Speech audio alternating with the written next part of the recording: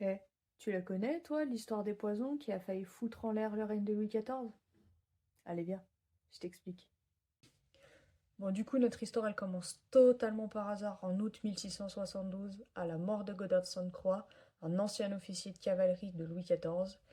Et les flics se rendent chez lui pour saisir un peu ses biens, parce que le gars, il a laissé des dettes de partout. Et ce qu'ils vont trouver dans plein de petites fioles différentes, ça va être du poison. Arsenic, vitriol, mercure. Il y a tout pour tuer les gens sans qu'on s'en rende compte. Bon, les flics, ils sont aussi intéressés par une petite boîte qu'ils retrouvent sur son bureau, où dedans, il y a des fioles de poison, des lettres d'amour à une certaine marquise de Brinvilliers, et des noms de clients. Mais pour en savoir plus sur toute cette histoire, les policiers, ils veulent convoquer la marquise. Sauf que, elle a senti le vent tourner, hein. Elle s'est barrée. Mais vraiment, elle s'est barrée.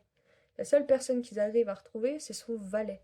Et donc lui, son valet, avec une petite aide de la torture, parce qu'à cette époque-là, ça se fait pas mal, et ben lui, il va tout balancer. Bon, les policiers, avec tout ce qu'ils ont, ils vont vite la faire passer en jugement, même si elle n'est pas là, et ils la condamnent à mort.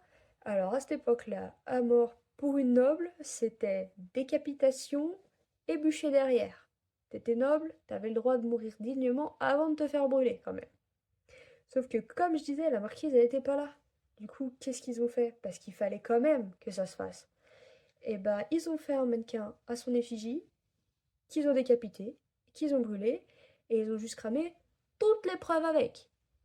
Bon, du coup, il y en a un qui est un petit peu emmerdé avec cette histoire, c'est Louis XIV. Il a bien senti qu'au niveau de sa cour, ça pouvait être mis en danger, et il aimerait beaucoup qu'on retrouve la marquise. Sauf que la marquise, on va mettre 3 ans à la retrouver. Elle a fui en Angleterre, aux Pays-Bas, et quand on la retrouve enfin, c'est quand la France envahit la région de Liège en 1676.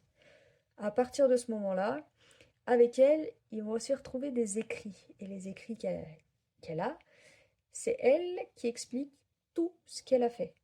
Vraiment, genre, c'est l'aveu en papier. Elle va de nouveau passer par la torture et par un procès. Alors, pendant ce temps-là, elle nie tout, mais même ce qu'elle a écrit, tout est nié. Mais vraiment, genre tout. Sauf que ben, le verdict restera le même qu'en première instance, c'est-à-dire que elle est décapitée et au bûcher. Mais ça, c'est que le début de l'affaire des poisons.